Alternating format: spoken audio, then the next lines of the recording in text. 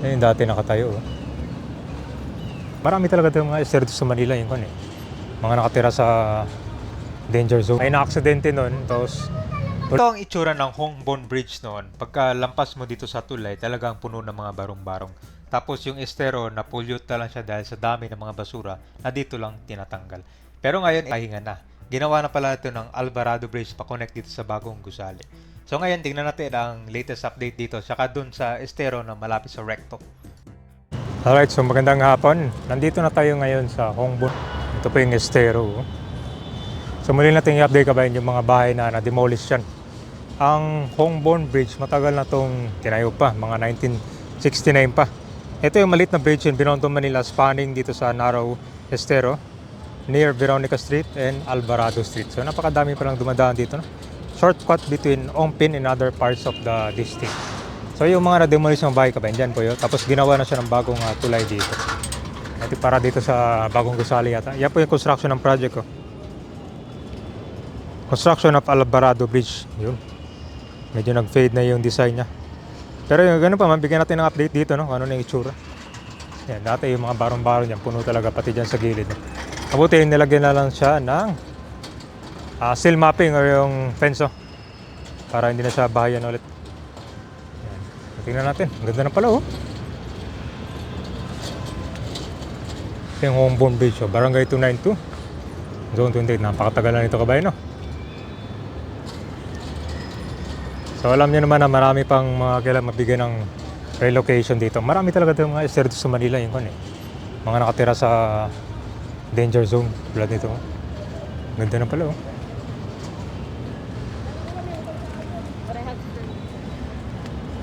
Ano guys, nilagyan na siya ng haram, nag-improve. Tsaka bagong pintura na rin tulay, oh. Yan ba yan, oh. Hongbon Bridge. Malinis na rin yung estero kasi dito may mga nagbe-maintain. Yan yata yung mga estero rangers sa tatawag dyan. Tsaka wala nang amoy. Dati yung amoy dyan, ang lakas. Grabe.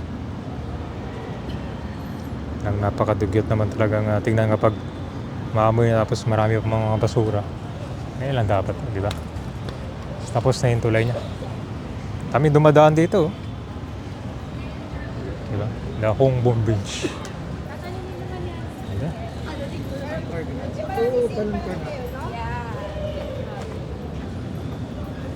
Ako dito sa grupo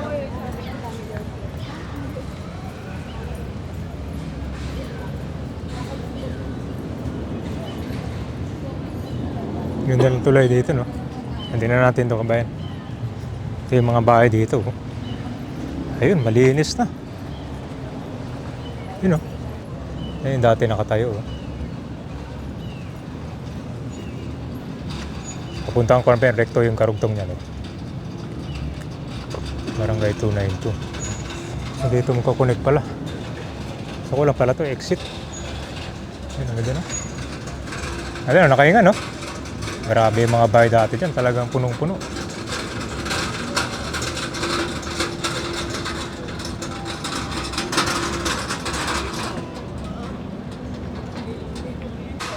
Dito, wala na rin mga barong-barong dyan.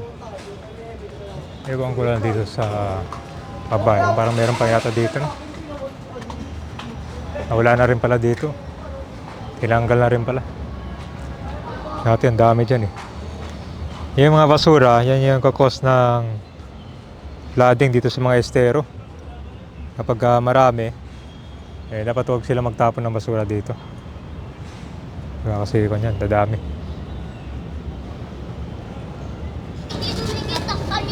Alright guys, so nandito na tayo sa Recto Avenue ngayon. Ito yung Recto. Yan. So dito yung karugtong nitong ni-update natin. Sa kabila yun sa may Hongbon Bridge. Ito, makikita nyo naman dito, no build zone na. Dito yung mga bahay na na-demolish. Dito yung karugtong dadaan yung estero. Tapos ito, meron ng bagong building na kinoconstruct. Ayos po, laki ng ginawa din. Ito, ang unang nangyari kasi dito, meron yung puno bumagsak. So nung bumagsak, may na-aksidente nun. Tapos tuloy-tuloy na yung pagtanggal nila dito ng mga nakatira. So sila, nabigyan na yun ng relocation. Alam niyo ba yung itsura nito dati? Yung mga bahay dyan. Tapos nandito sa gilid pa yung mga bahay na nakatayo. Tapos sa literal na kon talaga. Yung estero puno ng mga basura. Kaya nagiging ko siya polluted talaga, no? Ganyan katindi dati. Malinis ito kaya dito. Sa akin nakatira. Kabila to, nilagyan niya ng bakod, oh, para hindi siya mapasukan at katayuan ulit. Dito. Yan. So ito naman yung sa kabilang side, guys. So kung doon merong pang mga nakatira, ito naman yung kailangan. Ito yung sa kon eh. Sa Cerro de Magdalena to. Literal na kon talaga to. Puno ng basura yung kon, estero.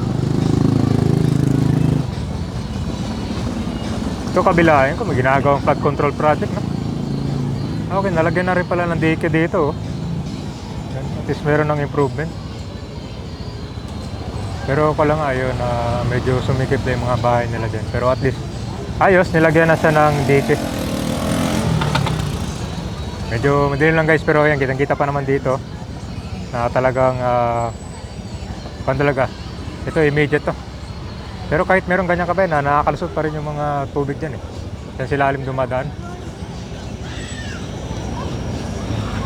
At least meron na silang maayos sa daanan, no? Dyan na sa taas, oh. Dati kasi halos dito sa babay. Yan yung problema kabay ng mga basura dyan. Dyan ang napupuno, no? Yan napupuno. Yan yung problema.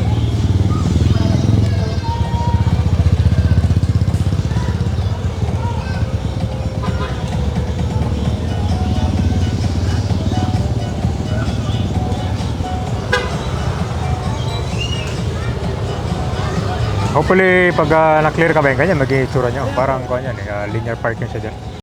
Ito po yung update natin dito sa mga estero sa Manila. So, nabanggit ni Yorme na priority talaga mabigyan ng maayos na tirahan yung mga nasa danger zone.